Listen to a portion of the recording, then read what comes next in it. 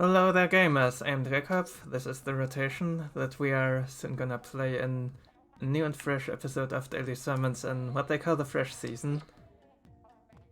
Before we do that, two things. First up, let's get this retro suit here. Why not? Not sure if I'm gonna keep it forever, probably not. I think it's nice to equip it right now. Now we're also seeing it with one of the new haircuts here as well. Oh yeah, that should be fun.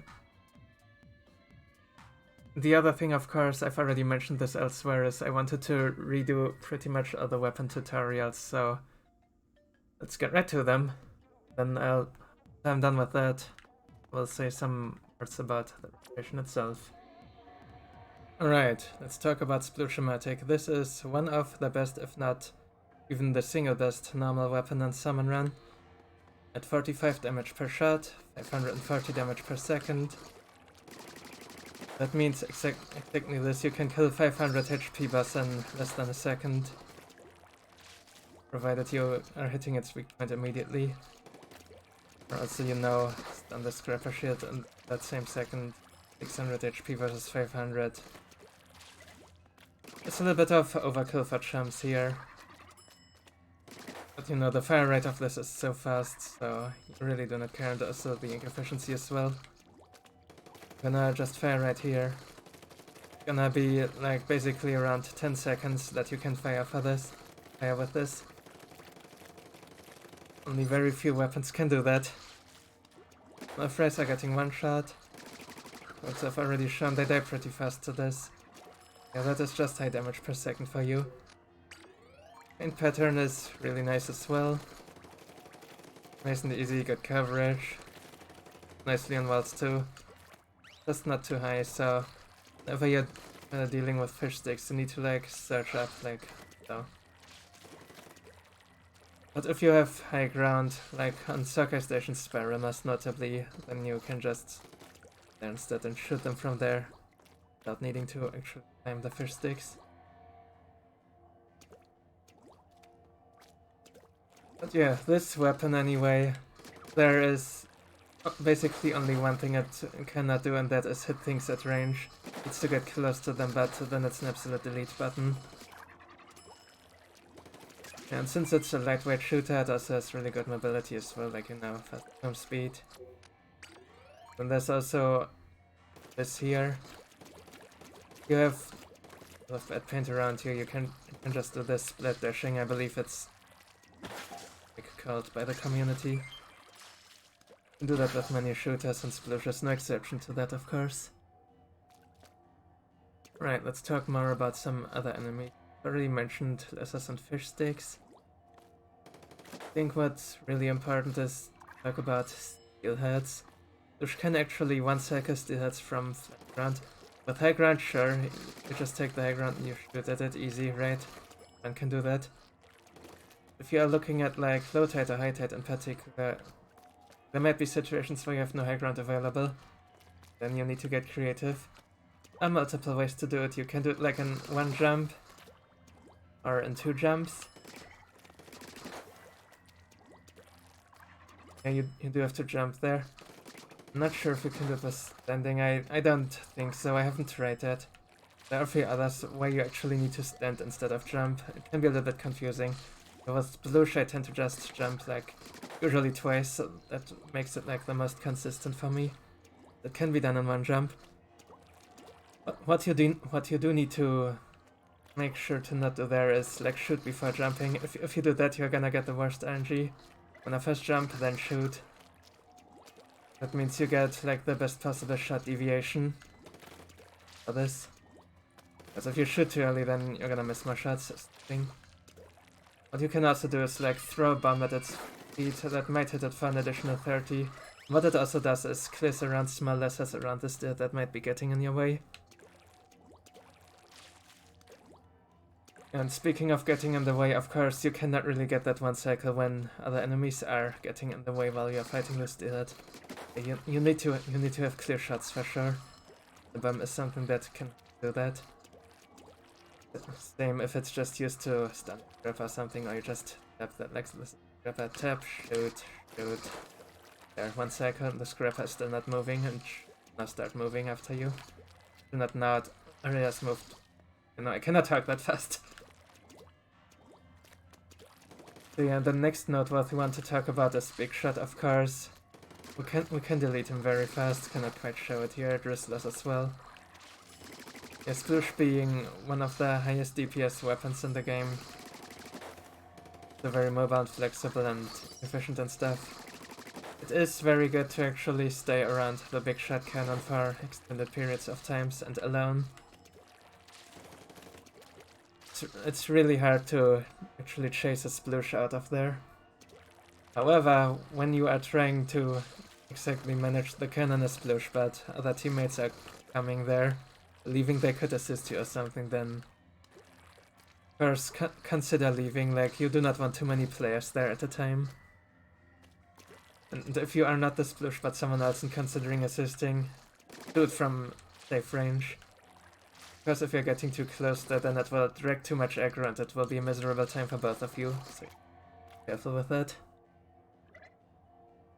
Right, nothing else to say really about the other bosses. So next up, we have some words on Night Waves. And Gorillas, of course, since you have high DPS, you wanna primarily DPS the Gorillas. Push is pretty good at stunning it as well, but you do need to mind your positioning for that. Every map has its own positions. Stuns are like easy to get and stuff. The others don't. Like on Maruna Spay, it's of course really hard, and especially playing freelance, you might just do the safe thing and the middle because that's where you can shoot it easily. And when actually playing with teams overfishing, when you don't have aggro than this, and should also be easy at basket, like when it turns around the corner there. That is hard to pull off in freelance. Right, Mudmoth Tornado, if you have no better lesser clearing weapons available for any specific ones of them, Sploosh is of course good at all of them. Like, you'll never be disappointed with that. That is all I have to say about those rather simple waves. Then Rush. Rush is interesting. What you typically wanna do with a Sploosh is stay back and protect whoever is aggroed from Goldies and other stragglers. Because you know, you have the likely highest DPS, and that is the kind of weapon that makes sure that the Goldies are actually dying. That is how you play Sploosh and Rush with coordinated teams. However, if playing freelance, then you might be interested in filtering the Rush aggressively. That is going ahead and killing chumps early and just dealing chip damage to Goldies and letting them pass you. And like a coordinated squad, it's not ideal for Sploosh to do that because it doesn't have range and you would give up other DPS that really like at basket and stuff. But since likely no one at freelance is doing this kind of thing, feel free to do it there and things are stable. This will also help stabilize things because, you know, less enemies are reaching the group, they're also less likely to die. But when doing that, always be ready for aggro changes. And get back to a safe spot early enough so that you can react when they switch you. Right, and finally, Mothership. And Sploosh doesn't have range, it's not exactly amazing at Mothership. But what you can always do there is pick one far side that you really like and just get all the Chinooks and Coolers there to the best of your ability, clear lessers, throw back eggs and stuff. And around the times when the Mothership is approaching, work your way towards the middle, clear out lessers that might be there, so that the others have a better time as well, and then of course, repelling the Mothership itself, since you high DPS and high DPS is good at that. Right, the Sploosh-o-matic. Squeezer is a semi-automatic middleweight shooter, and that means is actually it has non-automatic mode, which is tabs here. They barely paint anything, they have long range, do 50 damage when not hitting with pull off right there, all the way to 30. Usually it's 50 damage with a direct hit. Then there's also automatic mode where you're just holding ZR. Actually gets somewhat decent paint. Like, it's not actually good paint, it's just workable, I'd say. Sploosh paints faster, for example, Splatter Shot paints faster and more and stuff. Yeah, it's there. Then for damage, 34 damage per shot, so you are exactly 3 hitting jumps with that. And fire rate is a little bit slower than the Splat Shot in comparison. If you're just tap spamming instead of doing the auto fire, then if you mesh with perfect speed, then it's exactly 1 frame slower fire rate. Like 7 frames versus 8 frames. Then damage per second a little bit above Splat Shot with the taps. Look at the numbers real quick for them. Oh yeah, 375 for perfect taps, and then for auto fire it's 291 per second. We should talk about the ink consumption as well. Every tap is 2.2% of your ink tank. So if you were, for example, to tap down a big shot other way, it would take 24 tap shots, and that is a little bit more than half of your ink tank. Well, if you're doing auto fire instead, then it's 0.9% per shot. So less than half of that, a bit less than half. And you are dealing a bit more than damage. A 2-shot for a 100 HP target versus a 3-shot. So that's of course the obvious thing here. Double tap it jump to that. Or just auto fire. It's like roughly similar speed anyway. Yeah, the double tap is faster, but if you have like the big hearts that are coming at you, then it's completely fine if you just the fire for ink efficiency. If it's just a few stray ones, feel free to tap spam. Small phrase. You see, if we're auto-firing them, then we're not one-shotting them. We'll just barely survive, but if we tap at them, like that. Then with Cohog, it's expected. You can tap it 8 times and it's down. Or it takes actually quite a while if you auto-fire, but not too bad. Was a lot slower in the old game, but I got some nice damage buffs here to help it out. Right, so much about this, how the weapon operates. Let's talk about bosses. The head is rather important for this because it has range. You can one-cycle this pretty easily from safe distance, however, you do need to have your aim perfectly on while meshing in those shots. You cannot do this would be way too slow. This would fail the cycle, for example. You really need to do it like this. Oh yeah, right, speaking of meshing, I completely forgot to mention. Like, if you can do it like with your natural controller grip, then of course that's amazing. I personally cannot do it. So what I do is, like, instead of using my index finger, I use my middle finger and only hold the controller with the left hand. Then on the right side, just stabilizing with ring finger, I believe it's called, the fourth one anyway. Then meshing with the middle finger. Right now I just move the controller in some awkward way, but yeah, that shouldn't happen. You do need to keep it stabilized with the ring finger or the palm of your hand or something like that. Then you can use more force by meshing with the middle finger or whatever else feels comfortable. Usually that also works just fine for me at least. Other bosses to talk about. Oh yeah, how about fish sticks? Fish sticks you can just from the bottom. Like, you can also speed it up a little bit by moving around in a circle a bit, like counterclockwise. Just ever so slightly. Like, the difference isn't super big with this weapon because it's not automatic. You do actually need to target. Yeah, when I hit one with every tap and stuff. Okay. Also, yeah, lids, of course. Since you do have so much range, if you can get any high ground on like a salmon lead, then you can of course snipe it. Of course, wasn't quite that as I demonstrated here. Like, ignore the fall of hitting the dummy there.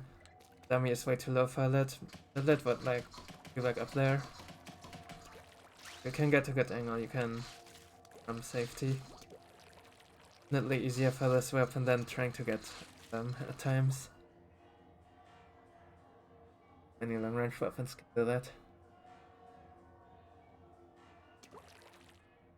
So yeah, I would say that is all for the bosses.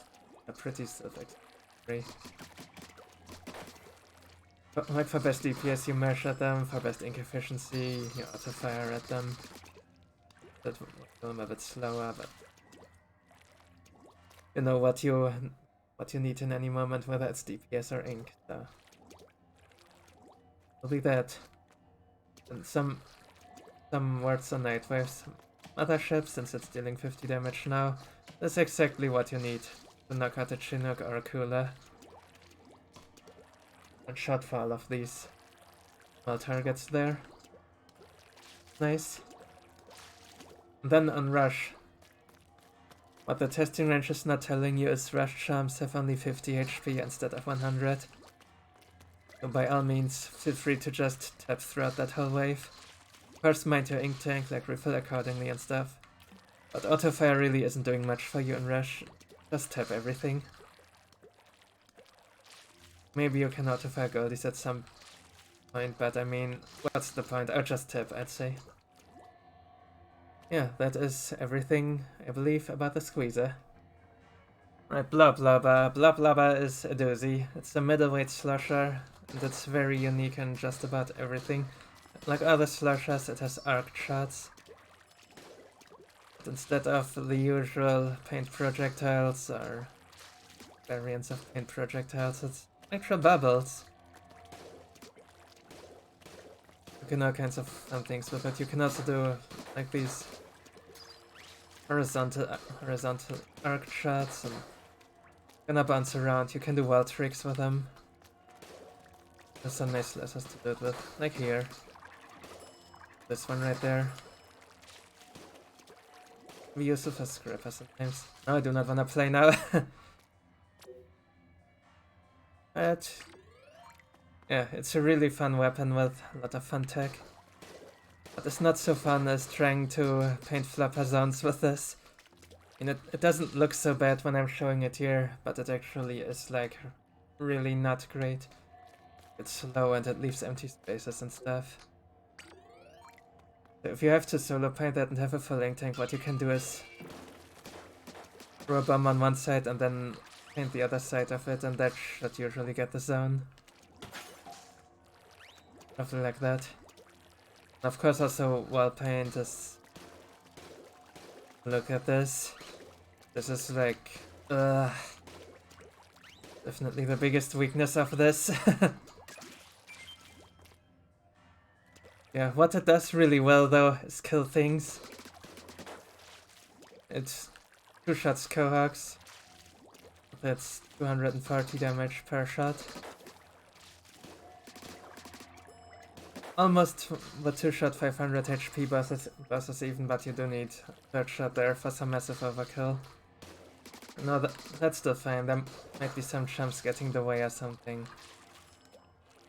It's like a single one of them, then you're gonna knock that out too with the 3 shots, and it's fine. As you see, it takes only 2 of the blobs to knock out a chum. Like that was better there, like I did the horizontal flick again and you hit it and 2 bubbles past it. Actually, like that you see as well. Speaking of horizontal flick, that is how you handle small frays and quantities of small lasers anyway. Like exactly like this. As many of them as possible, kill as many of them as possible. Yeah, that usually works nicely. And for coax you just show 2 direct shots. Since you know it's 2 shots, you can also like... You don't need to watch them die or anything. 1, 2, then hit the next thing with the next shot. Like, Steelhead is interesting. This weapon is decently good at killing steelheads. It does need to get close, like, yes, officially this has long range, but you see shots are falling down too fast, so you cannot hit it from here. Get close. Then you can do like fall off shots as well, like whilst readying up the bomb you can fire above it. And once it's out you can fire directly at it. That's how you get the fastest hit kills. This also works really nicely on Drizzlers. I can also tell you the amount of shots that are needed to kill every boss. 500 HP, we've said 3 shots. Drizzler would be 5, no, it's 4. It's exactly 4 shots. No, not exactly, but it's 4 shots. A big shot is exactly 5 shots. Right on the dot. 1200. And then the Scrapper Shield, just like the body, it's also 3 shots. No difference. You are dealing those 100 extra damage with the overkill. So there. And Stingers. Stingers are a little bit wonky. You are one-shotting pots with the bubbles, exactly. However, that would mean that you would theoretically always kill a Stinger in 2 shots, and that is unfortunately not how it works in games. Like, you basically just need to get a feel for it, actually, like, look at them and you get a feel for what will be the last shot and stuff, and that is when you can turn away and do something else. Not gonna be the second shot, and especially if you're really far away, it might also not be the third shot. However, if you can manage to get close, you could try to do something like this. Vertical flicks. Well, looking at it here right now, doesn't seem like it would work, but if you wanna experiment with it, right there. Wait, then not myself yet. I'm usually just shooting it far away. That's just more convenient. Something for science here. Oh yeah, then also about the Stinger matchup specifically. The spawning ground stuck Stingers, they are in a little bit of an annoying position. They're just sitting just behind the grated walls there. Like, let's say I'm looking at the Stinger like this, except it's on the right side instead of on the left. The dummy is the Stinger, and what you need to watch out there is to not hit the wall by accident. It's like a pretty tight angle and how you look at it. Why exactly they did that, I really don't know, but Stingers are sitting like half behind that wall, the ground stocks. That's annoying. For the blob. Would be a really good matchup, but I'd have to aim correctly because of that. Anything about bosses? I have fish sticks. You can hit fish sticks from the ground at slight elevation with this, I believe. And definitely with slight elevation. Like as usual, stand on the right side. Like hit them against the movement direction, you're gonna catch multiple. That usually be better than climbing them, but if you do climb them, then again, horizontal flicks can do some nice works.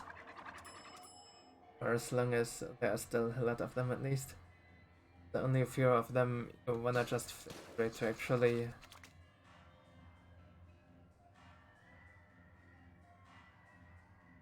okay. I forget here. Oh, no, I think that's all. Right, there's something. Oh no, right, I forgot moss, right? Something that you can do with moss when a little bit low inked, which can happen with this because you're spamming shots a lot and not the most inked weapon ever.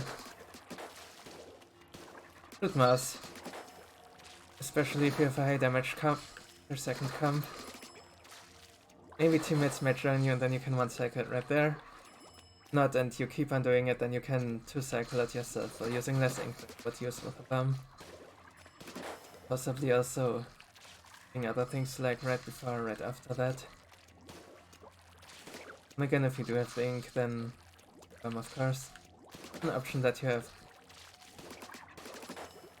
That is something that really high damage per second opens for you. Alright, now that is all the bosses. Now about night waves. First up for Rush, this is one of the most flexible weapons that exists in Rush. It can do the Gaudi kills close to basket with its DPS. It can also do some really sick filtering, especially on normal tide. It can like reach really far with its blobs and lead jumps really early. So basically, many overfishing records on normal tide Rush, they have Bloblobber in them. You can see that Bloblobber and Tentabrella are both in the Rush records usually. But where it's a little bit less good is on high tide because there's not so much range to cover, so there are other weapons that can do filtering of the same quality, but on normal tide it's very notable. Then so there is a little bit to say about gorillas. Then gorillas is possible with this, of course, but it's really hard. Like, you need to predict the movement and then do like side slashes again, possibly to actually hit multiple bubbles. Roughly like this here. Okay, this is the gorilla, except it moves even faster. You're aiming higher and stuff. That is how you can stun them if you have to. But yeah, it's really hard. Don't worry about it if you fail. Once it's stunned, of course. A really good DPS weapon, and that is what you would ideally do with this. Would be expected. However, if for whatever reason we happen to have a weapon composition that is really weak to small frays, then actually do not do that and instead filter small frays with horizontal flicks. You might not catch all of them, but you will still catch many of them, and it'll be such a great service to the team, trust me. If you wanna know more about that, I can actually show you a way where I'm doing that. Like, not in this episode or anything. Splatoon 2 I've had exactly that case in the overfishing session. Got a really nice clip there. Yeah, that is the Bloblobber. Right, the Tri-Stringer. The medium weight weapon of the new Stringer class, or bow as we just casually call them. It's probably the most technical weapon in Salmon Run right now. However, it's not technical in an unfair way or anything. It just really has a lot of interesting math with its numbers and stuff. As you know, charge levels and other things. Yeah, it's not too hard to master, I'd say. Not too technical in that way. Now let's talk about the paint first. Yeah, it's not the greatest paint for sure. Like, it's roughly comparable to rollers. Means it's serviceable. For wall paint, if you can get like the first cycle, then you can get paint spot. I mean, the difference is pretty minor. Like, you can get what's painted no matter what. What I didn't show yet is this also has two different modes. If I just stand and fire, all horizontal. If I jump, turns vertical. This is a trait that is currently shared with all weapons of the class. This is also how you paint a wall that you just now swim up quickly, really fast actually. You wanna get some coverage, you do just horizontal painting. If you just want a swim trail to swim up to, then that's the way. This, of course, also extends to enemies. Like, most of them are vertical shaped, so if you're jumping, chances are you're gonna hit more shots. But that is how this weapon operates, basically. And then damage numbers. Taps are 40 per arrow, fires 3 arrows. You may or may not hit multiple of them on the same target or multiple targets, whatever. The spread is the widest when you're tapping. You're charging. Right here in the reticles. Gonna get closer. Yeah, I might also show off the explosives here. If we do one circle of charge, then spread out like this. We do the full 2, then like all right together. The damage show it. Yeah, it's 40 per explosive. So up to 120 if you're hitting all of them, but not finding it too useful personally. Leave the applications to do this in rush if you can aim them like really precisely to land exactly by the side of the rush and close enough to each other. Yeah, it's very niche, and like the best use that I personally find out of the explosives is to revive people.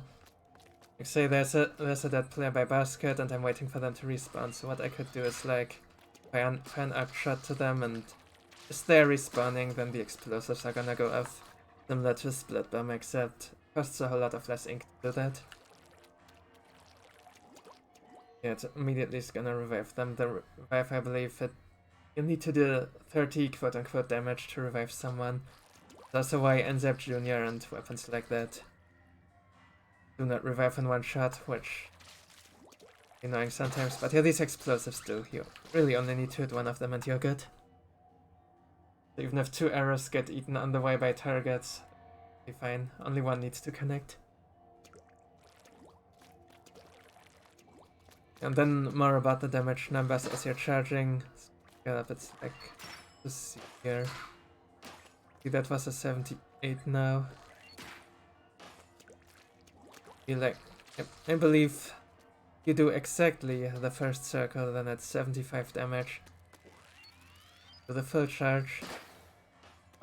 It's 150 per anyway, somehow I had with 2 there. Right to me. There, 150. Hitting all 3 deals for 150, which happens to be exactly half of a Drizzler. 2 full charges, Drizzler, and leaves 500 HP bosses with 50 HP. You can just tap him down if you hit with at least 2 arrows after that. Someone else can kill him easily. Squeeze a tap shot, for example.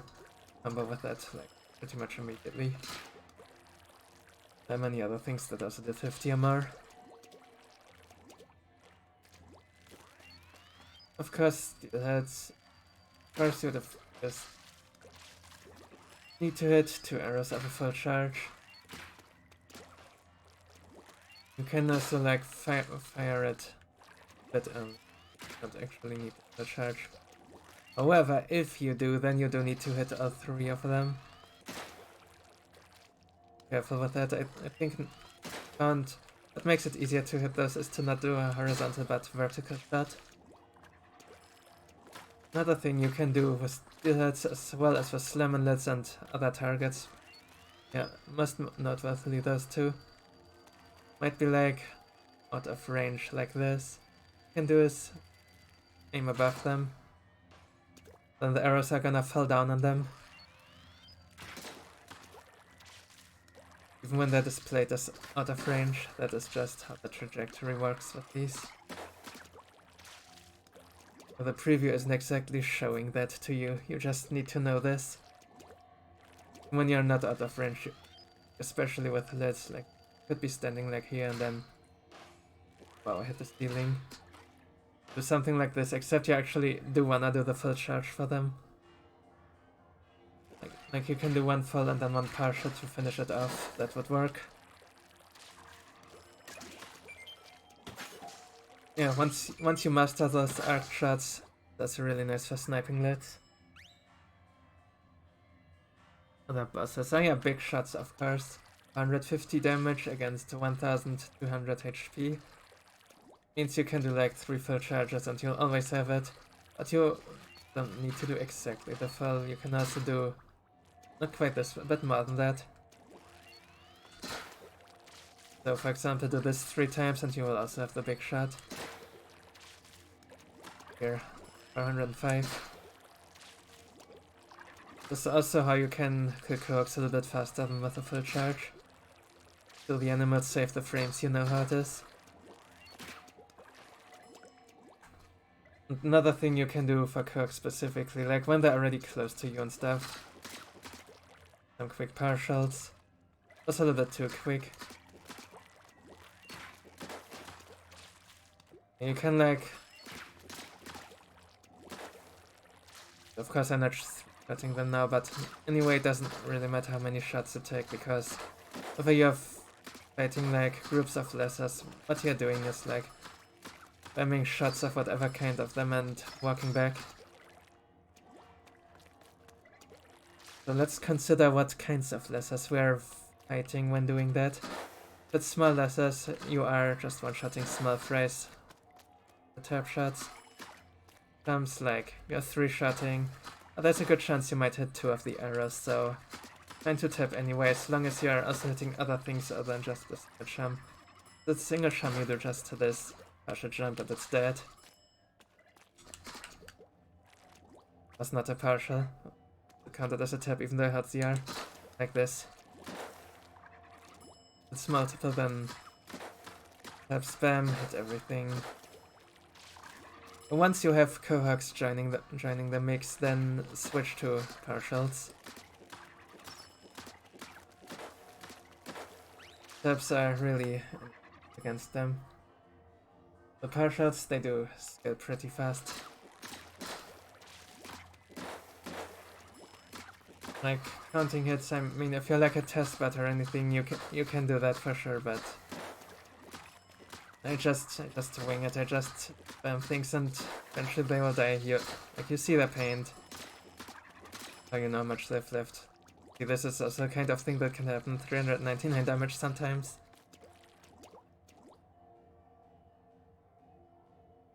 Yeah, this, I mean, not awesome against lessers or anything, but it can defend itself.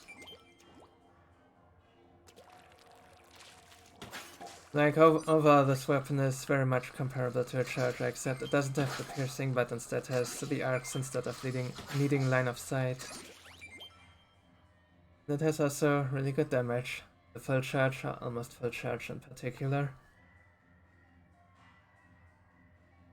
What else is there to see here? Oh yeah, fish sticks. Talk about fish sticks. You can do with fish sticks is stand on the right side under them, and verticals at them. It should knock them out relatively quickly.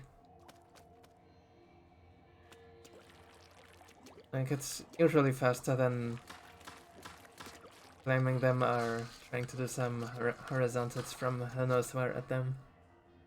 You need to know it. For I mentioned. Oh yeah, right, stingers as well.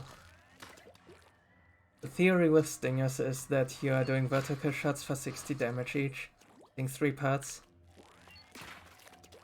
Like so, this was an 80 here. So the charge that you wanna do is just a little bit under the first circle.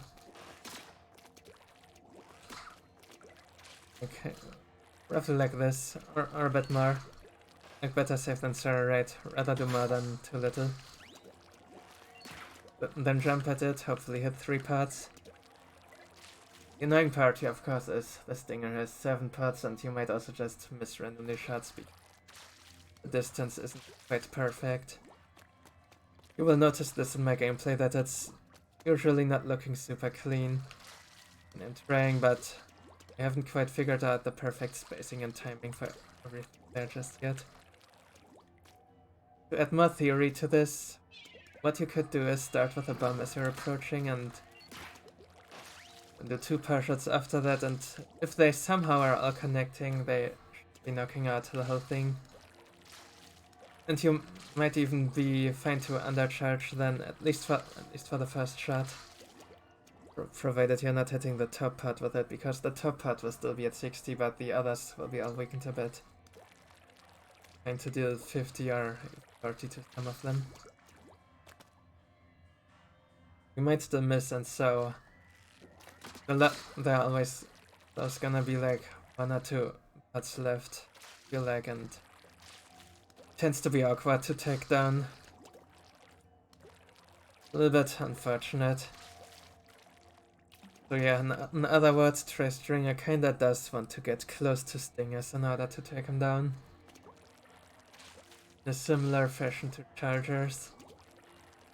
With my current mechanical skill here, I haven't timed it, I feel like I'm killing Stingers actually faster with Chargers. But if played optimally, Tri-Stringer should, theoretically at least, be faster than Chargers and Link Stingers. It is rather technical for sure. Chargers, it's just easy. Bomb it and you tap it a bunch, or you do partials. No nonsense there, really.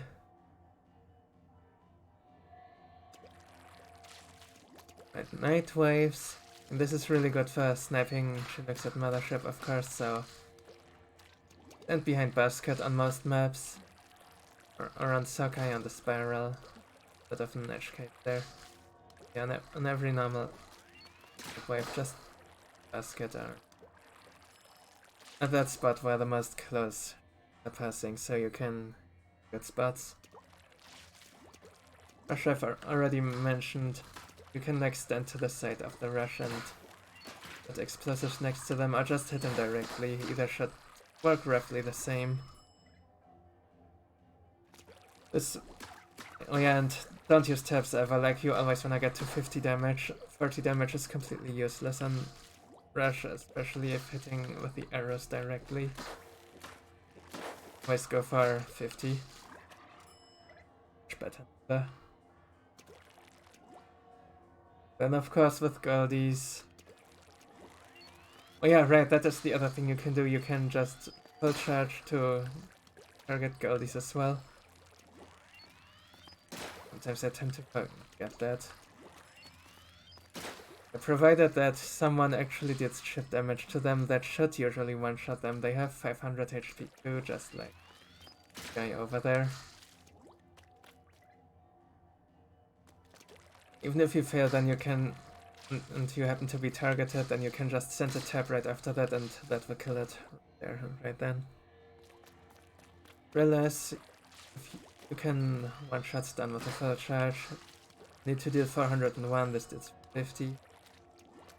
Yeah, you do want these arrows to be as close together as possible, so don't partial there, just do the full charge. This is not a big shot or anything. Yeah, that is the Night Waves, and that's probably a very long rant about this weapon. Just really technical and complicated, but also really fun. I really love it, of course. So do others. Alright, let's try Stringer. Alright, so looking at the rotation again. Popular opinion has it that this rotation presumably is really good. I mean, it certainly is good. It has really high DPS across the board pretty much. I think only the Squeezer is a bit weak here, if you will. However, there are two things that this comp is kinda lacking in. That is paint and area of effect. So it's like not a 5 out of 5 rotation, but more like a 4 out of 5, I'd say. The things that you can do to combat that is, of course, be very watchful of the flopper zones and stuff. Like, don't ever let multiple copies of them happen with other things and stuff, you know. Use bumps to help in painting. Then, due to a lack of AoE on lessers, on high tide, which is on high tide in particular, where that matters the most. One thing that you can do to make her life a bit easier there is try to shoot mouse. Yes, I'm entirely serious about this. Like even on freelance, if you're learning, just shoot it when it first pops up. Maybe someone notices it and joins you in it, and then, especially if both Sploosh and Bloblobber are involved, you can one-cycle the thing right there and right then. And if no one joins, then that's fine. You're gonna refill ink as it back down, and then you can bomb it right there, or you two-cycle it with your own weapon if it's strong enough. Would also be true for Sploosh and Blob. Not so much for the other two. And anyway, by shooting mouse instead of bombing them, you of course have a lot more ink left that you can use for shooting at lessers, which you have to do a lot on high tide. Or in the endgame of waves on any tide in general. Yeah, that is all I have to say about rotation pretty much. So let's jump right into the games. As always, if you find this entertaining or helpful or anything else, But always appreciate if you subscribe to the channel, tell your friends and stuff. And do whatever else might help me get boosted by the algorithm. Say, in the distant future, who knows? Right, here's our first game.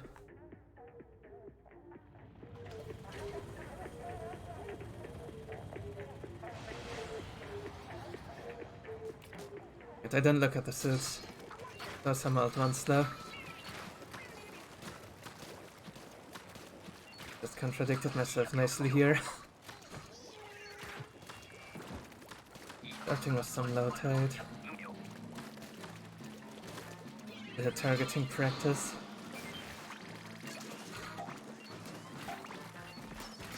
Chipping away at lessers there while there's nothing else to do. Firing over the eel because I can. Right, I got it. I'm at this pile of lessers. Alright, getting ready for steelhead. Oh, nice aim. Hit the reticle on and then as I pressed the R, I moved a bit up. These are the dangers of +5 sensitivity, by the way. Look at that. Bristler that just offers itself onto me. This bomb is too dangerous to throw, I'm not gonna do it now. So the missiles come down right there. Like they would hit me if I stopped there for the bomb, they would hit me. I'll probably die.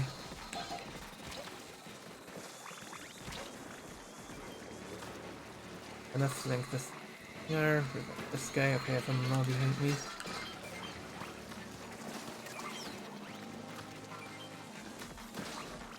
Through. The eels are alright, let's wrap around here. Okay, that's one. The other's on me. Come on! Okay, we got it. People are anywhere but at basket, okay. Guess I'm running this X alone.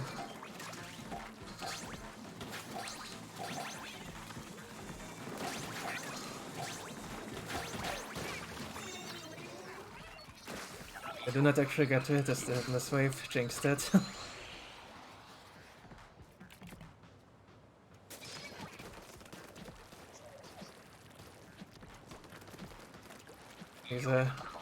It's been a while that we've played here.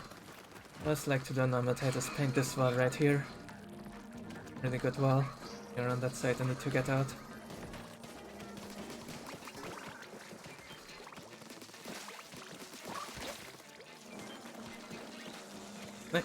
I had to fry, what is this?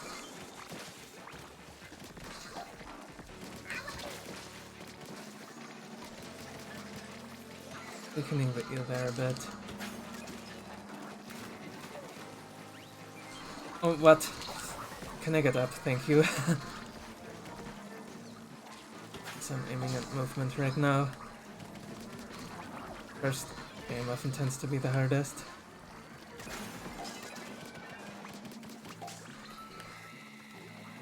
Would be really cool if we could actually return to basket. Alright, this is probably enough statics, and we're behind spawns, I'm gonna inkjet this. Bunch of lessers, throwback X. The snatcher might be helpful for us. Ah, not quite. Now let's kill it there, that's still fine. I have him on me. Stay there. There's a flopper too.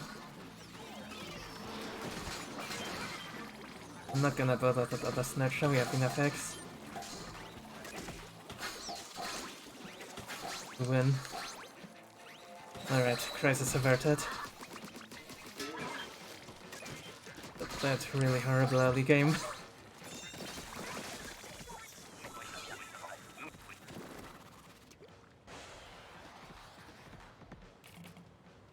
That means my least favorite weapon is out here. Oh, we got another nice one with a sploosh. Low tide. Oh, this is mostly a targeting practice, although a different way, you know. I've mentioned that in the tutorial. Maybe I can show it off, maybe not, we'll see. Here is one. People will be looking at it. Throwback X. If I come down.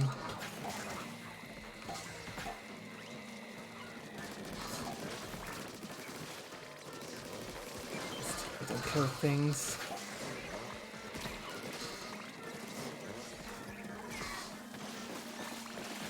Now I'll give myself the range here.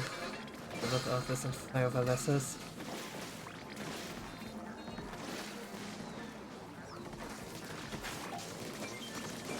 Traffic jam. Oh, this is a slam right here. Yes, you don't even need to do it with Sploosh when you have a lid to help you. Helpful for Inkbrush Gaming too, when that is up. Got the egg bug it seems. Oh, never mind, that was just some really strange lag. Again.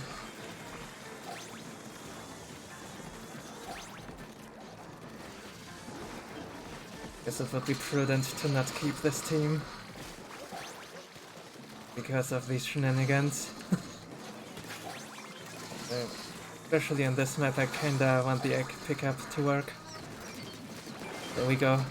Did one cycle with Sploosh. Let's try.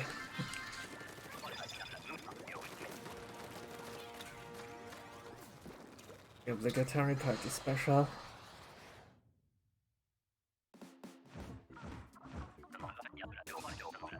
I thought an enough start, I'd say. I changed this team because of the lag. There's a black suit here though, but there are old ones. Catch you in the next game.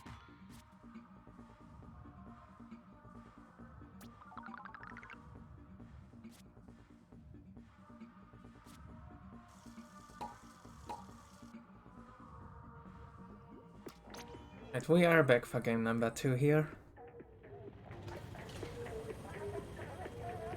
We got, again with me as the only one who has the retro suit. Dang, thought it was gonna be more popular.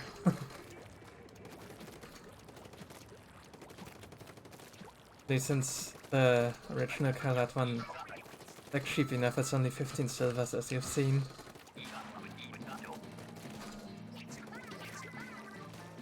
This way.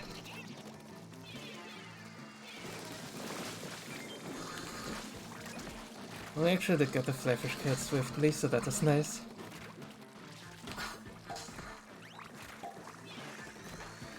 Now this spam assist was kinda not it, because there's a flyfish right there.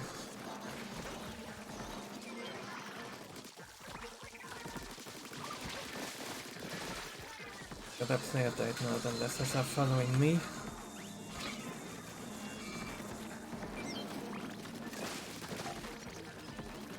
The flyfish actually have an egg to run. Bound on me and not me. Okay, they got it. But they are all the way over there. There you go.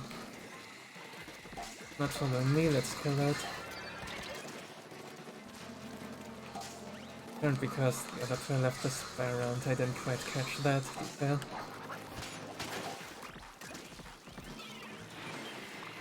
There's someone dead and they're not even screaming help, I have no idea where they are. Okay.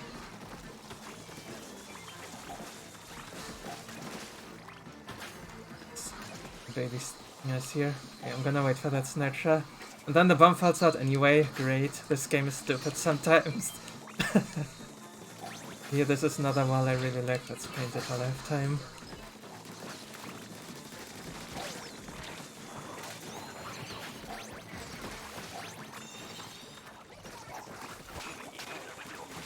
Previous team certainly did better than this one so far. Like, looking at the death counts. The other waves aren't like that as well because hard game. Where are they? On left.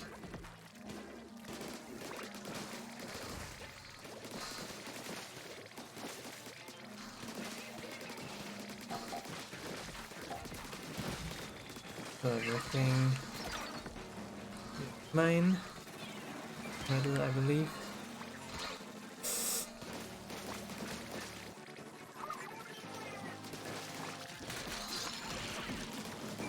Back to the cannon and then dead there anyway after I've already killed half of the enemies. Cool.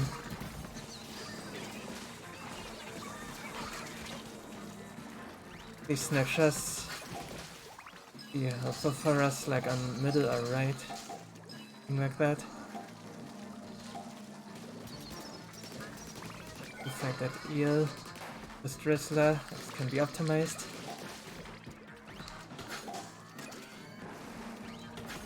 Him right there. This one. Will be it. Can you attack, please? Thank you. Oh, what? I thought it was painted at first. I was wrong.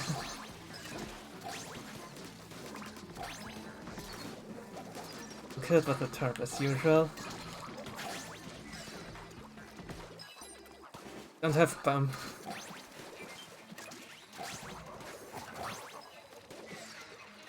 Try that again. There we go. The 38. It's actually pretty good. Oh, this looked at times.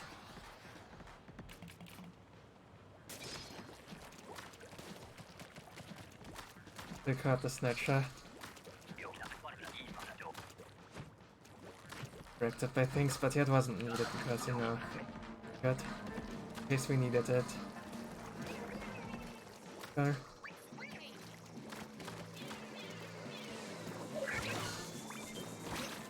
Careful here. Don't need consideration to just pop crap there as well, but it looked not great against this weapons. Like, cool, we got them killed here. Not why we really want to kill them, but just get it done and get these eggs moving. Definitely correct to kill them there. Anything else will just be throwing.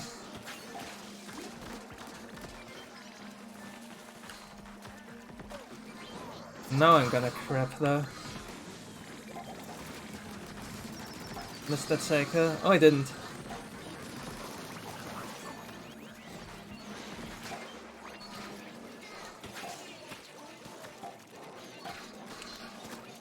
Let's please die.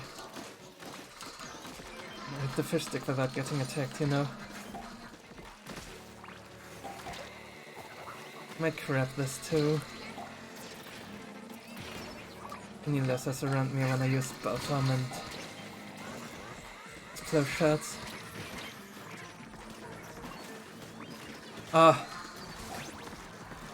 Could get it with the arc. Okay, we have quota.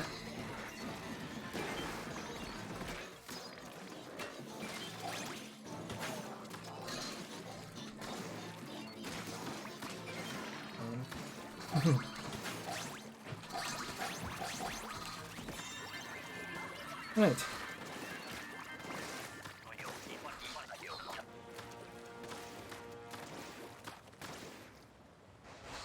That was an interesting game for sure. When in doubt, just be proactive, like, don't sit around waiting for things. Make things happen. Nice.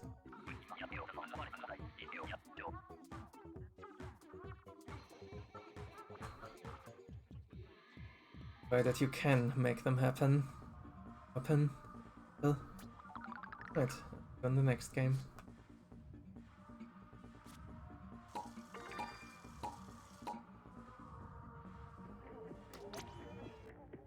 Okay, game number 3. Will we find a retro suit? Still no.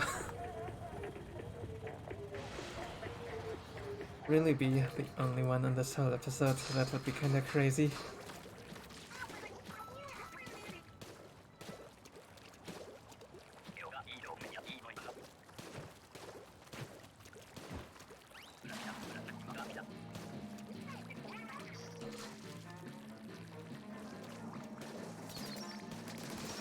Let's also waiting for the drizzler to open. More lessers for that flyfish today, really.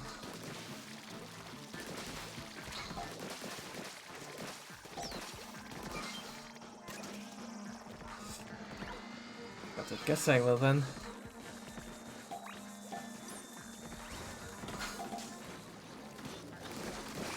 They just moved on to the next spawn, something I can get behind.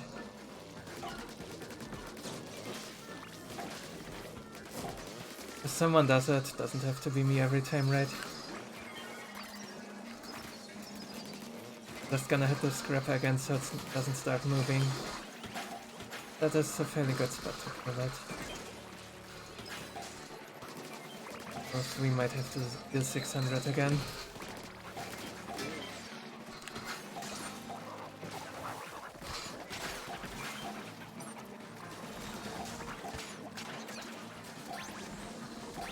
Let's do the trick there. I always get only one launcher, never lucky.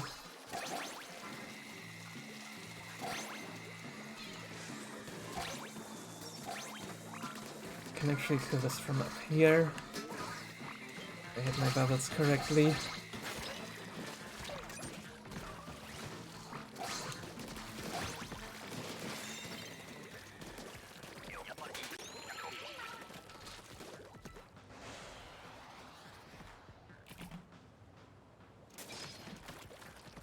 Did I paint the wall that I meant to paint? I did. Someone did anyway. More. Monster on the right. The trigger is dead right here, the point of waiting. I didn't get the second egg.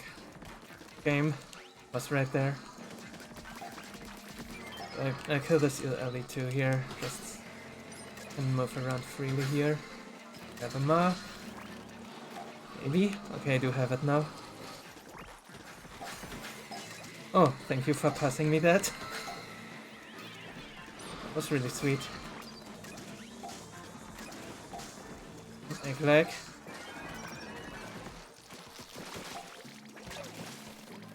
Not dead. Down there and... That is, I have crab again.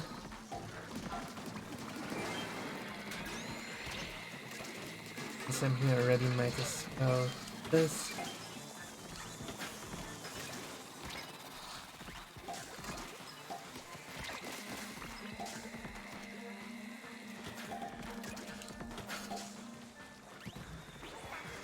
I cannot kill these fast with my main weapon now, crap.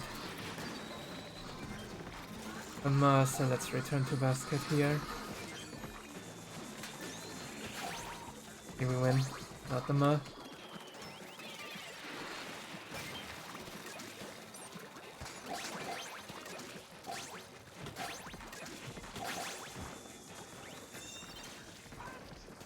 Right. Well, that's a big shot on right too.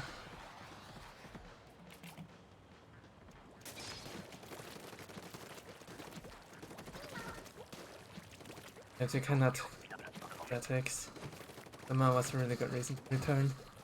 Oh boy, it's fuck. Right, normal spawn rules do not apply here, so spread out and things.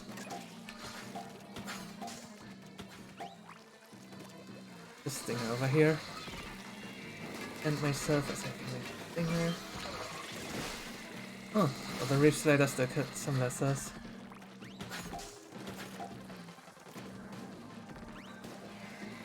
Ah, I fell down. I think I just got killed.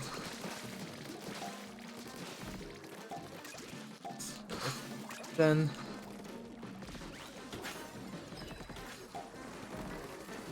I cannot pass through that, I just get up here. Oh, hi there.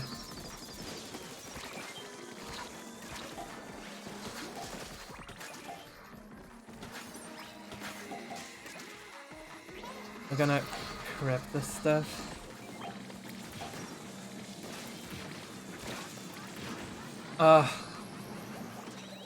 Was awkward, but still fine. And the flyfish go. Oh yeah, there it is. Enough extra and I just killed that Ma there. Leave me alone.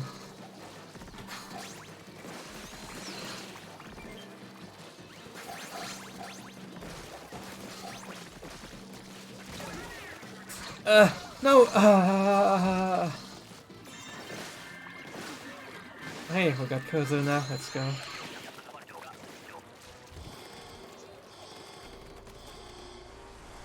That mistake, they shouldn't die there. Let's just...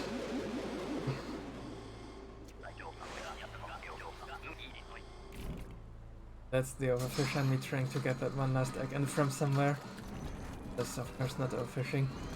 Cool, we get a string on. If that should be interesting.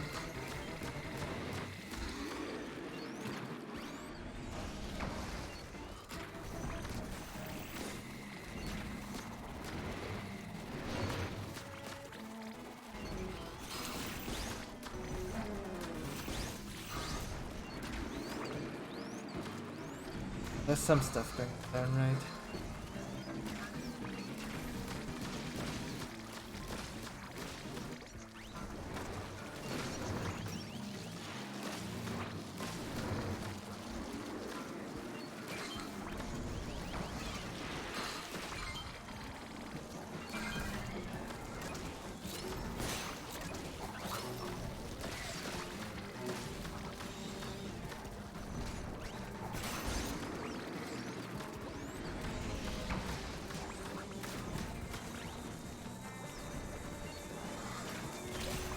Hope to revive and that did.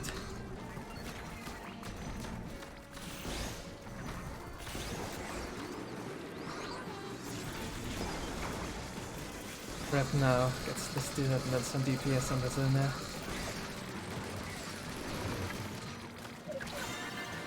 And there we go, we win.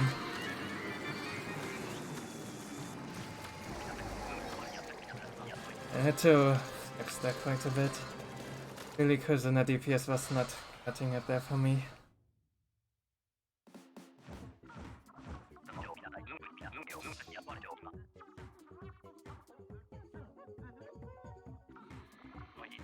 You can do pretty much whatever with this weapon on this wave. It's really nice.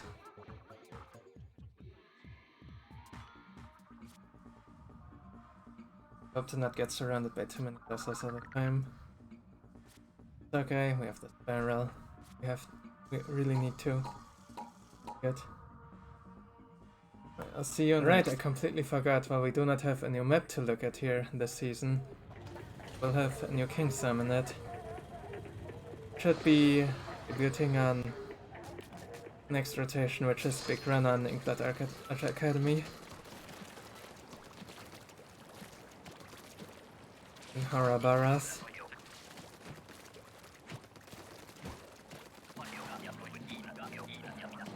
Assuming that we're gonna be featuring all rotations for a while, we're gonna be alternating here.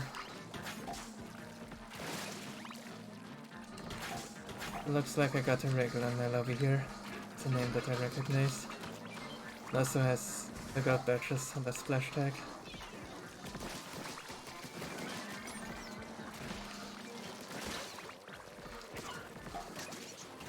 The other two are like fine enough. Find this lobby, maybe even get a second close in there.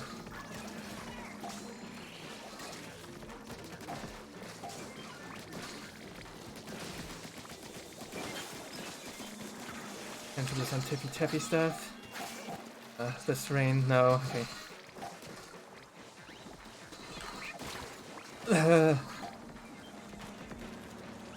It's already with feet the drink. 1 foot in the drink there.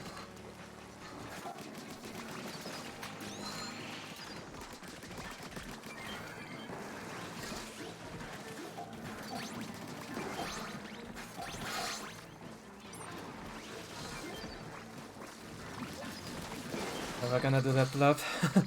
Was way too much in the way.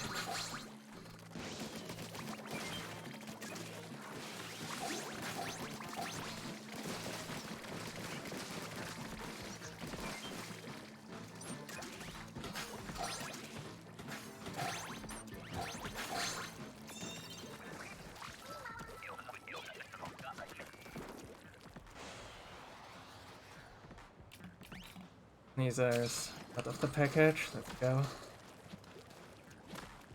One.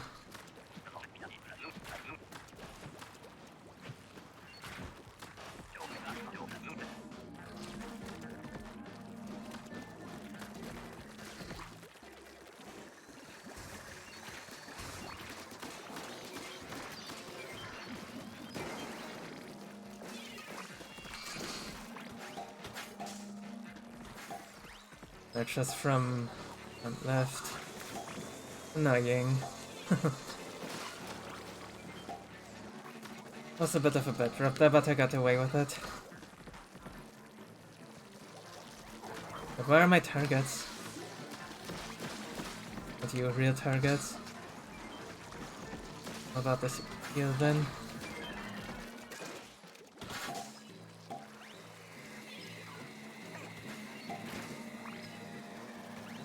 Nice. You notice I really kinda don't like to be on top of Spiral. Personal habit. You just camped on Spiral, you would see the things more easily, of course. It's a good spot for the Tri-Stringer.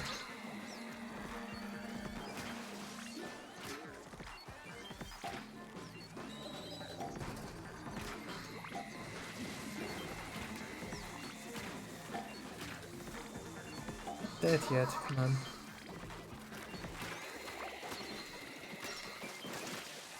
I have the last egg in hand.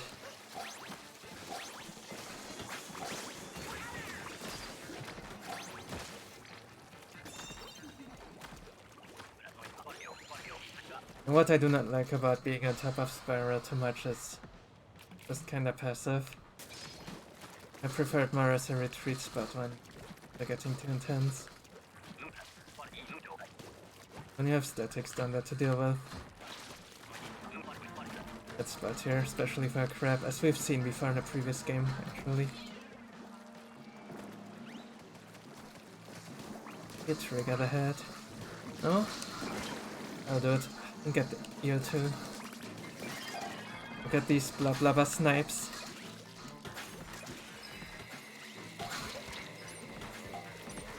Oh, let someone else interact with that, guess not.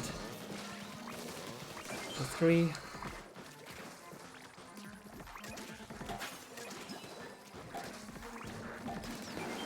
Okay, actually got that. Wasn't sure if I'd get it, I just tried it.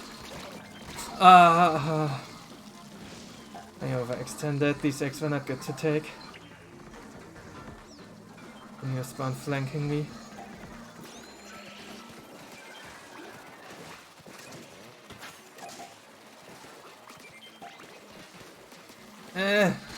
No! I used that before I die.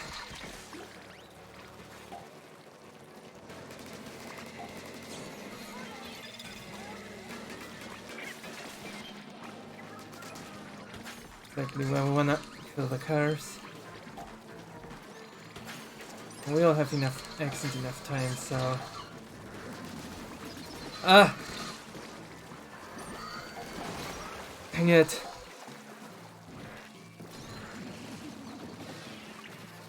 That one new enemy that is completely in the way of raid. Yeah, thanks to this way. Could be compensating for my stupid mistakes here.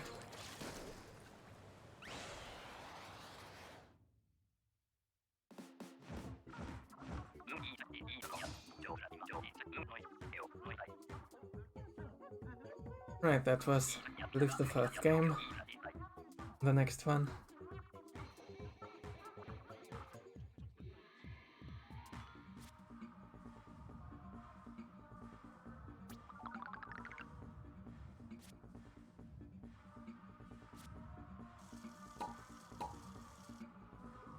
Oh yeah, look, we do have someone with a retro suit now.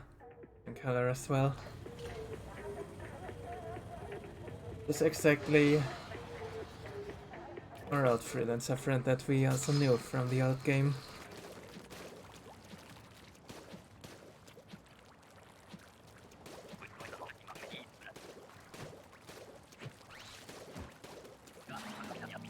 Not too faint here, considering it's definitely not early into the rotation anymore.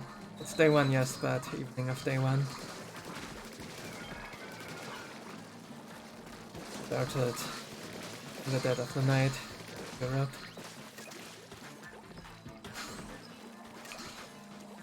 Normal day of real life work, of course.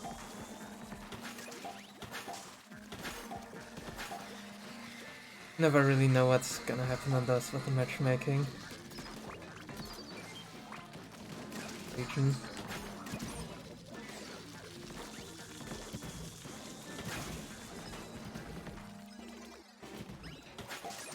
I actually managed to do one of my better nights run on a rotation that started at that time, and then the evening. It was also on the easiest map. Oops, I'm gone fishing. Noticed it is there.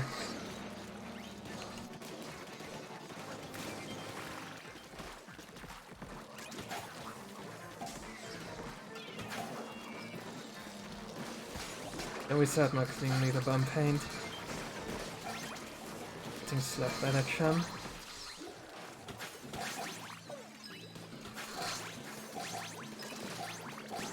Ready to kill that Drizzler, maybe? We should have it. Yep.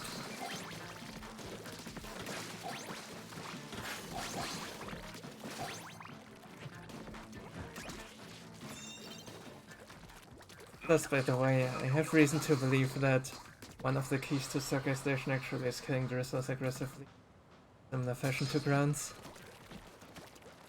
Thing as well. There's something I'm really good at, killing Drizzlers.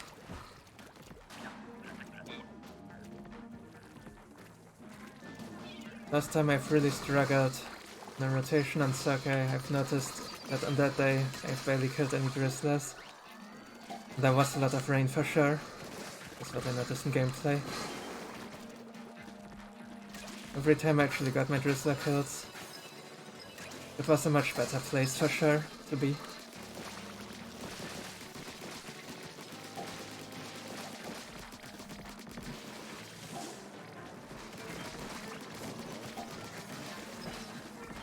No, okay.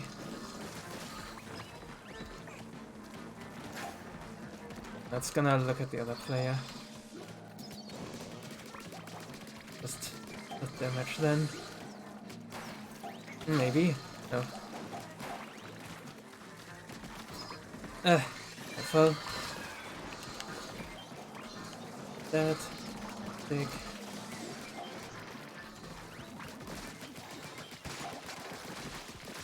Just have a bunch, auto fire.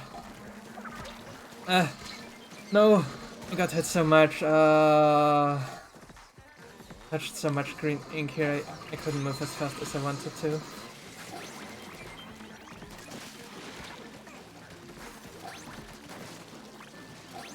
The Drizzlers are respawning a million times too.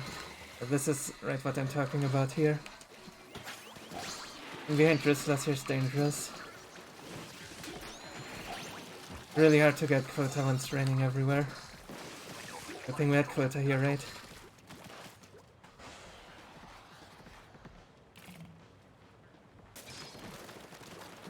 That's the additional challenge is here. Walking through all of this life, I will inevitably have worse awareness than when like shutting up and focusing. Rush? No. Mothership. I'll just do what I do most of the time, and that is take the far left. Do it alone.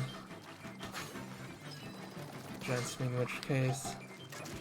That's the back here. Oh! There, good snatches.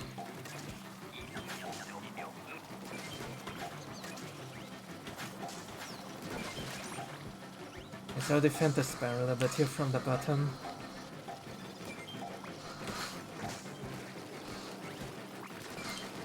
That's fine, well. Wait, it's wave 3, I didn't crab. Ah, I should have crabbed. I was thinking about wave 2.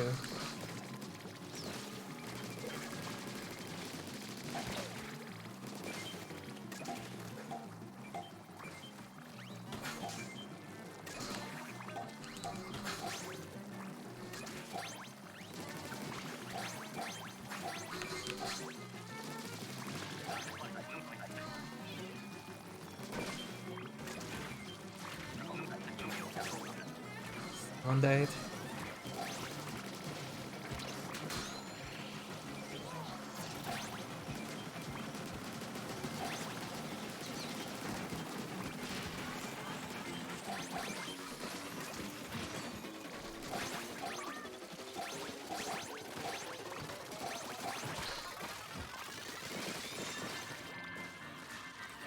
Would have been 50 plus if I just crap on first pass. Sorry for that, team.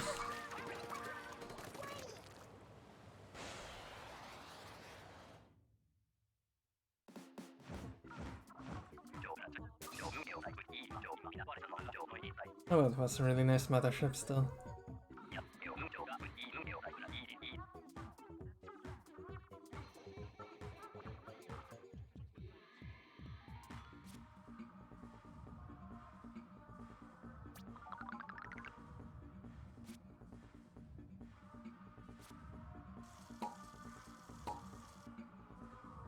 Let's see, next game.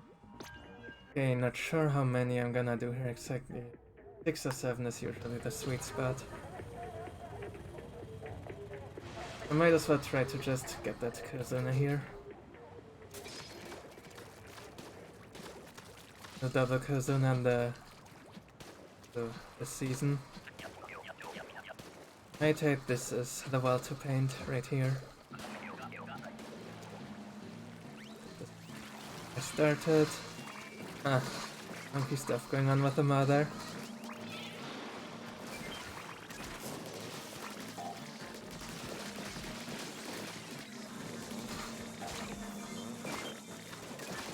I got the scrapper. Just did the stem reset there.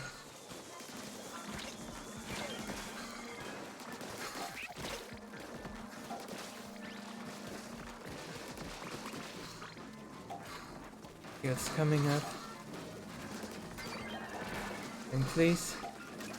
Yeah.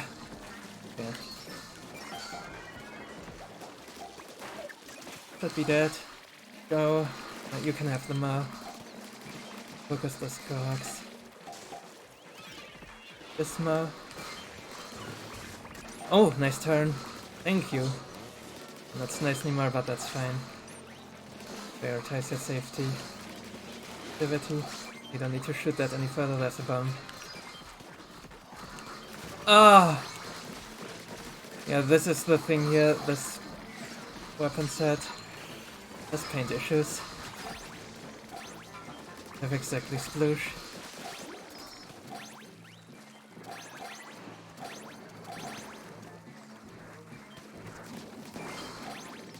I know there's stuff behind me.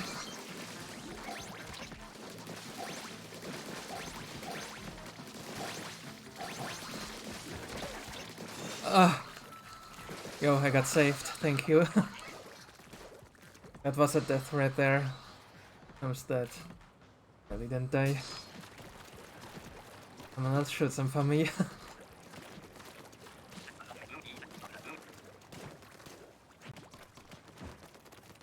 That fuck again. And that's wait. Not Bloblobber, I can paint it fast enough if I need to. And there.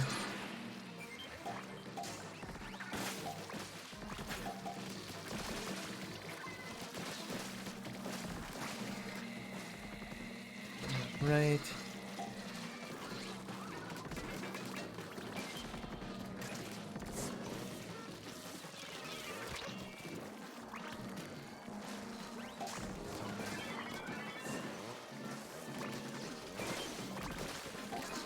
My friends here, please.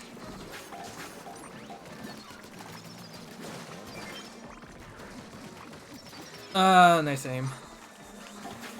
I didn't quite get it right too. Good. Good now, there we go.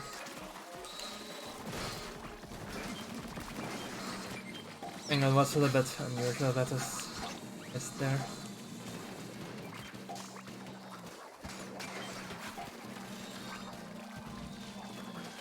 That's a memory than natural angle, that's like looking at me.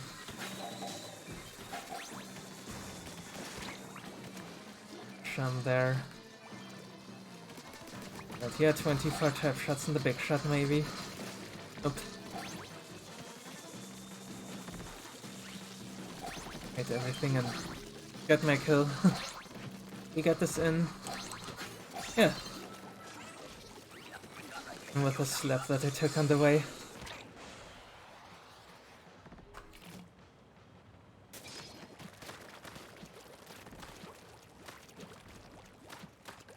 24 tap shots in a big shot, the most useless knowledge ever. I mean, it's certainly something you can do when you are on the spiral.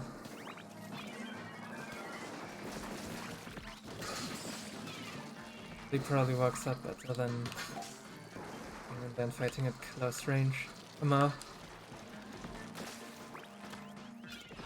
Don't come up, typical. Can have that egg. Take this and back to basket.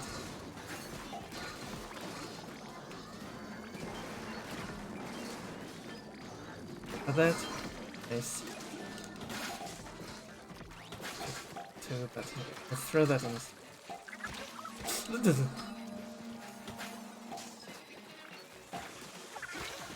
Two booyah bombs that just I think. And the Drizzler jumps next cycle. Was up to there. That's that. Yeah, this is the second booyah, easy.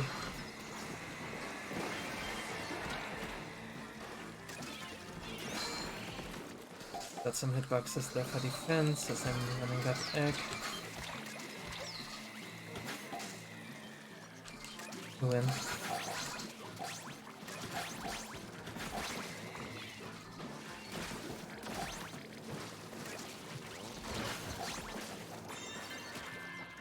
Oh, fine. It's hard to get anyway. Was it right there?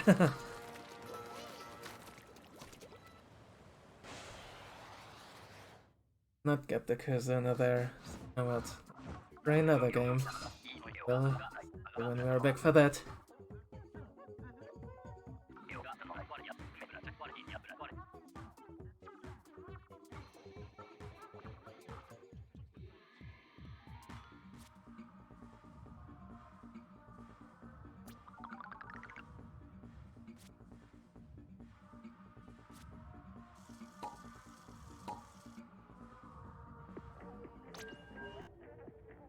Right.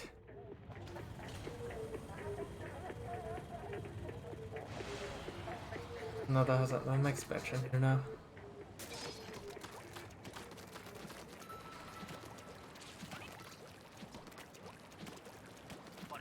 Can't be above average EU lobbies for sure. That really means anything right now. I'm like not gonna do a nice run this rotation or anything. I'm pretty much just gonna cut this episode here, maybe play a few more. Hopefully I will have a short overfishing session here. It's probably mainly just for Nef to do rest, so get something nice on a overfish this map in a while too. Please respawn. Got him.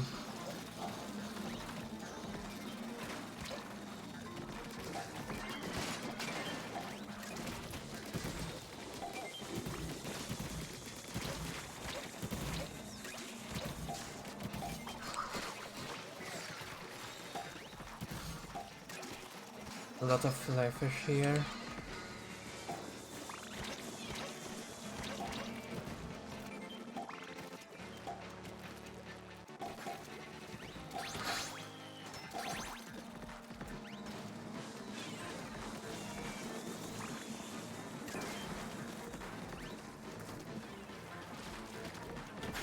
Yeah, in case you've ever heard of crippling, awakening, halving fly fish or whatever, however you wanna call it. It is something that can definitely be worth doing somewhat early into the wave when there are too many and stuff. We were already winning there, so I just took my free kill there. But if it wasn't clear that we would be winning there, then definitely an option to just throw one bomb into both of them. And deal with the rest once we actually are winning.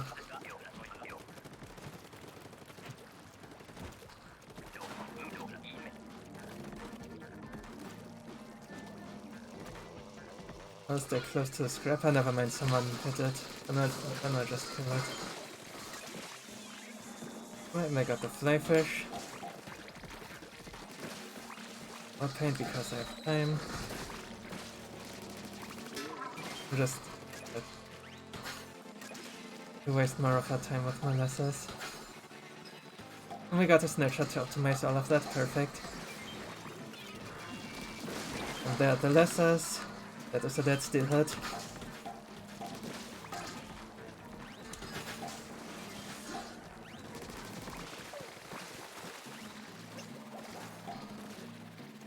Mainly.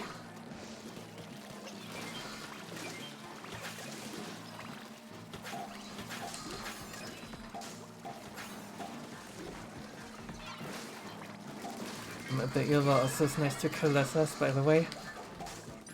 Quickly turns it into a burst bomb, if you will.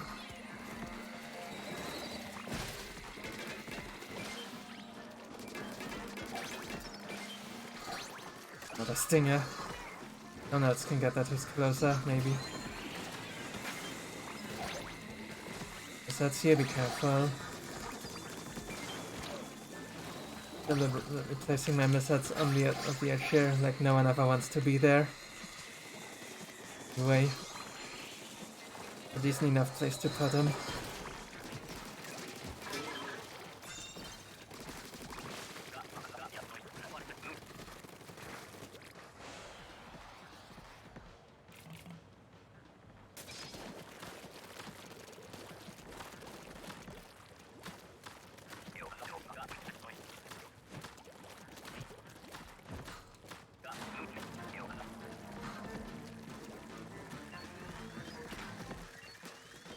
The one time I'm starting on right there, actually right there.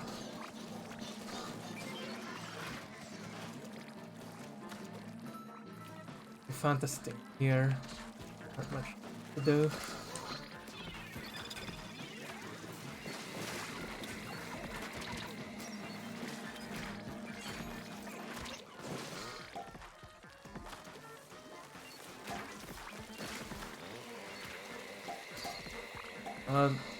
Around with the scammer, since it actually got given the gift of life, might as well lower it, right?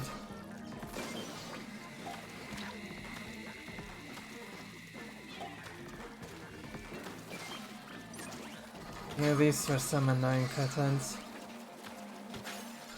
I missed the chum.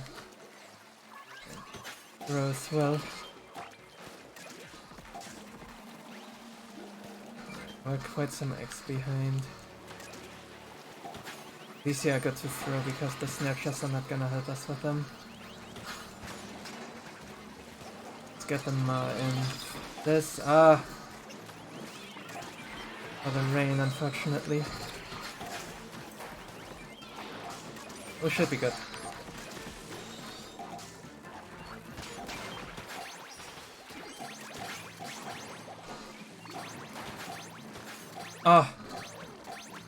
Deal with damage.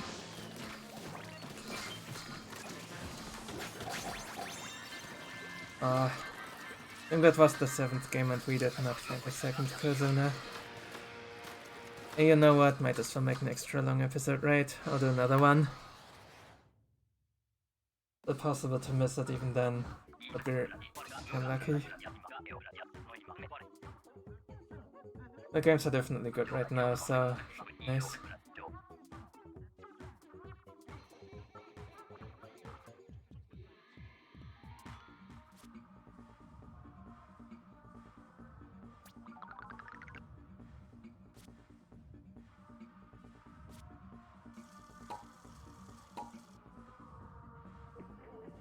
Apparently I have been invited to play. That is the first time I ever saw a message like that in the game. Didn't make it into the recording though, but right after I recording from the last game. No one has told me that I'm fresh yet, I'm so sad.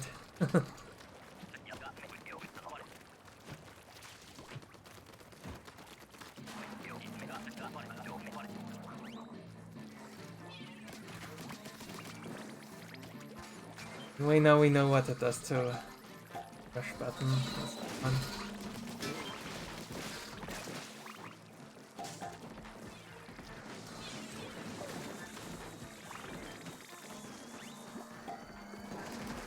Well, oh, okay, I can take that. Hopefully it leaves string alone, never mind. Extending right in the way.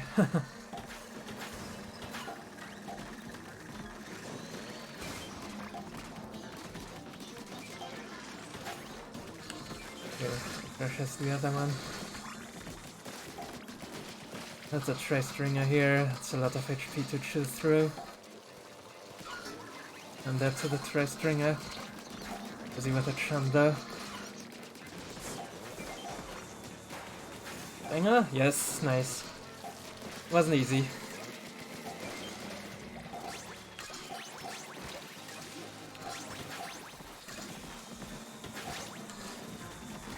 We have a lot of hitboxes here in the small fry. Okay, I'm alive. Oh.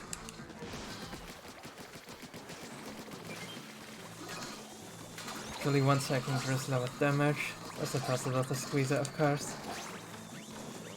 The other weapons.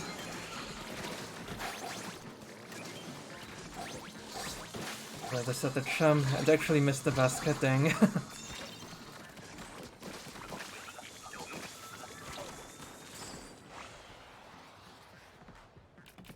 That was actually the second missile ammo tanked in this episode.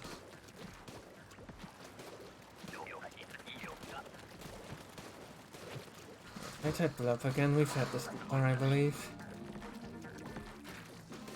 Starting on the right.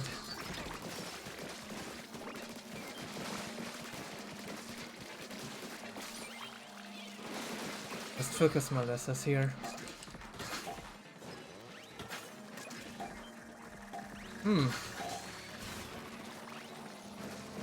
We're not quite optimized these eggs, but we can certainly move them a bit closer.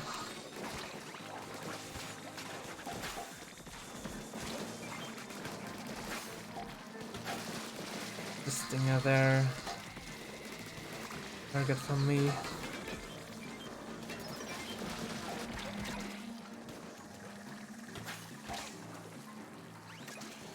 The important thing here is there was paint in my color, so I can actually get away from the eel.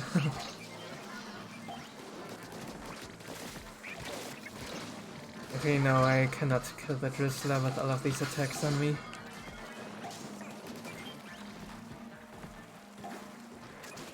Fine for now.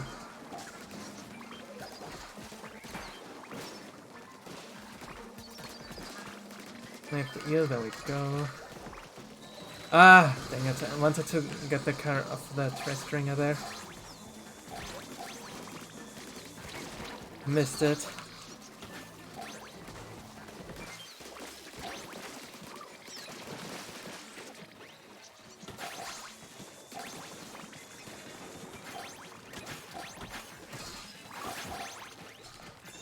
Oh, come on.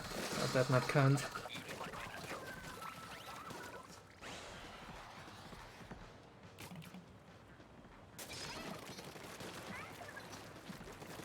The normal tide. Once again, have 2 crabs. I'm getting a lot of crabs today, of course.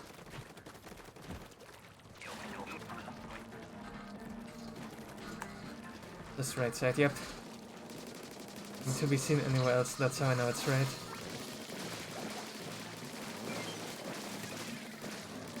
I think the lid there would be kinda cool, but... Oh, nice. Got the Drizzler cut. Anyway. I'm hearing a scrapper behind me, and I'll just silently lure it.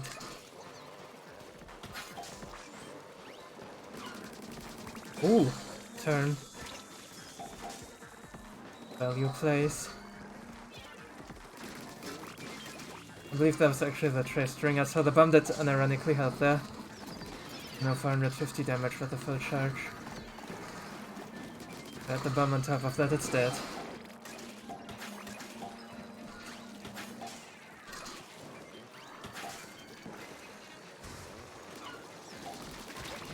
This crap here. Get my armor.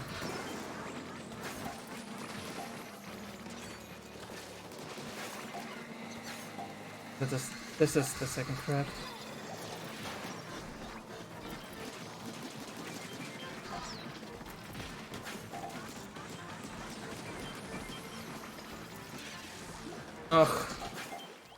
hate when that happens. That is why you actually wish the crab would have some end lag. It's definitely helpful that it doesn't have any. If it had, then you couldn't just throw away 70% of your ink tank at the end of it. What you're trying to do is another close shot.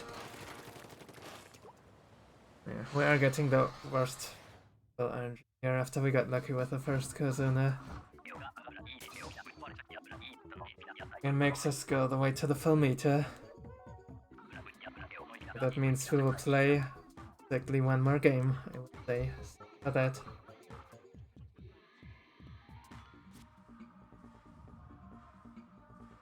Huh, the 1 power difference there between us. That.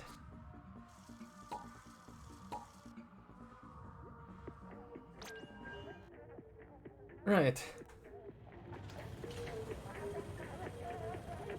There's something interesting we haven't yet. I definitely would be happy to not see gorillas or rush, of course. Guess that would be something.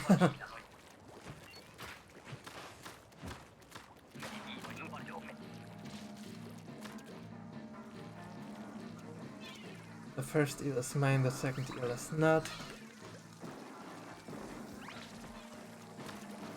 Here and try to take the second. Yeah, okay, they beat me to it. Like this. Well, paint was a little bit spotty. Ah! Fine. Bit of slope here.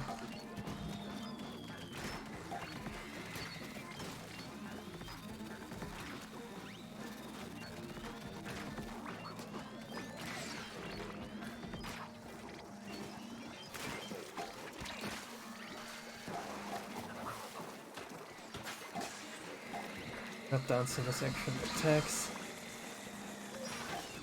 Enough.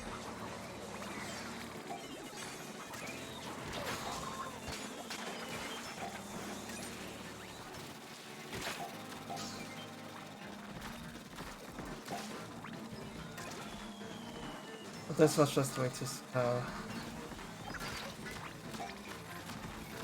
There's more statics on the other side, so direct to extract that.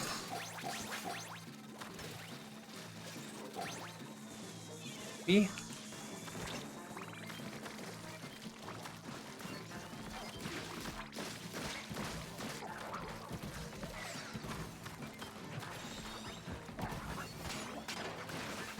We kill more dolphins for that gold badge, so I'll take this one, I guess. Literally killing more flyfish than those. Sometimes at least.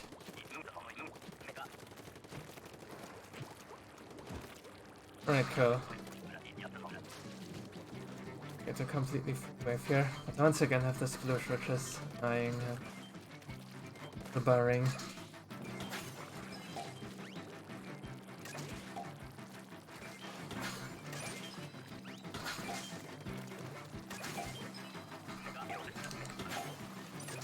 Snare chests do absolutely nothing for us.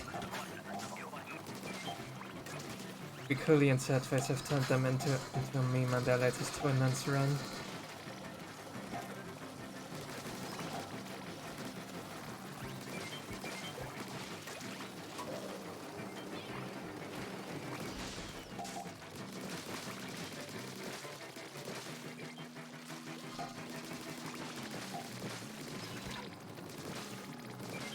They did on a really awful comp on the same map, actually. Was it again, I believe? It's Squelcher, Tetra Dolis, plus and Splasher. Something very similar to that. Like, many people thought that set was like actually fine or something. I mean, it is fine, I guess it's flexible if you will. The DPS on that was like way too close to 0.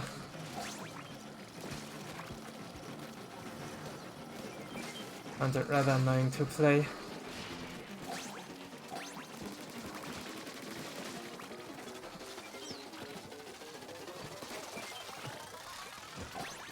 I didn't play much of it, of course.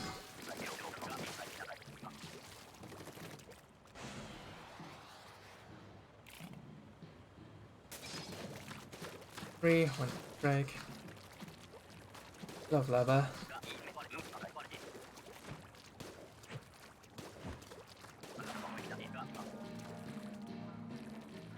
Fun. You could be on me. Actually, we just don't know. That looks like it's on me if I got it.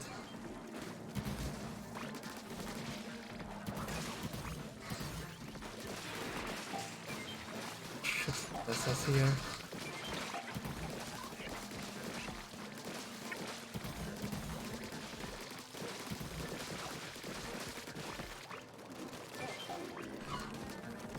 I guess we're killing that too here. You wanted basket. Link maybe, yes. Not that often make you to go there. Leave the cannon alone, Eel. Leave the cannon alone.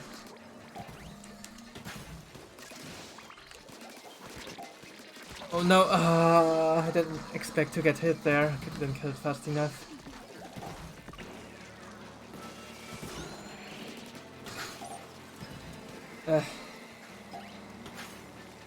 I'll get up here and strike from there. Not gonna hit anything, but that's fine. Get rid of it. Oh, I saw that wrong. Okay, cool. They live.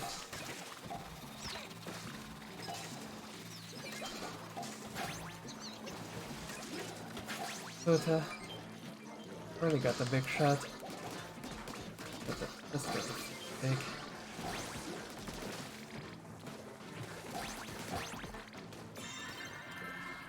Cohozuna. Not have, was that Squeezer, I believe? I think it was Squeezer.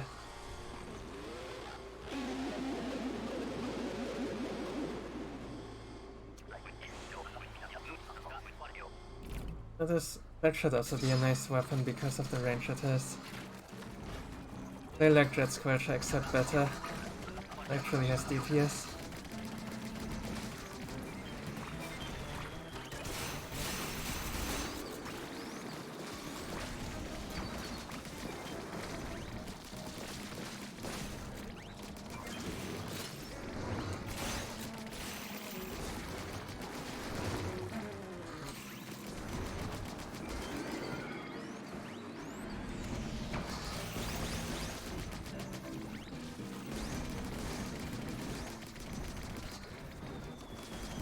Just make sure to look around a bit. Okay, big shot respawned.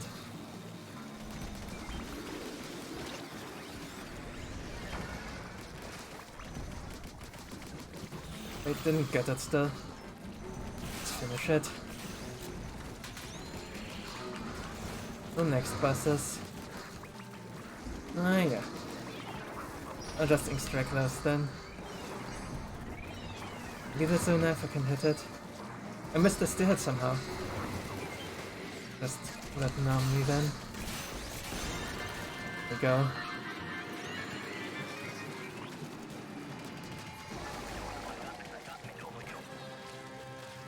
Get out of it near the end. That's fine. Love scouts. 3 silver's nice. We need a lot of silvers for sure. Also golds. I do not particularly like the gold banner, I still have to get it eventually. Might take me a whole year at this rate. More. Oh hey! Valence has got the 9s, congratulations.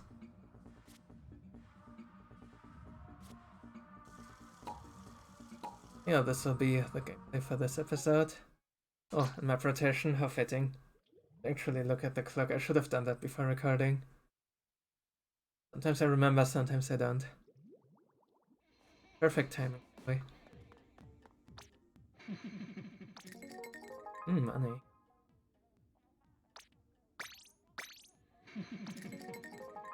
To check these new gear pieces. Nice there. Not yet. The 3 slaughter, but I'm just gonna go with run it. Maybe that's chance.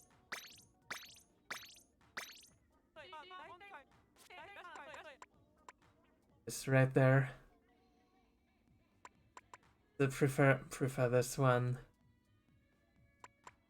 You know, it is the new ultimate flex for sure.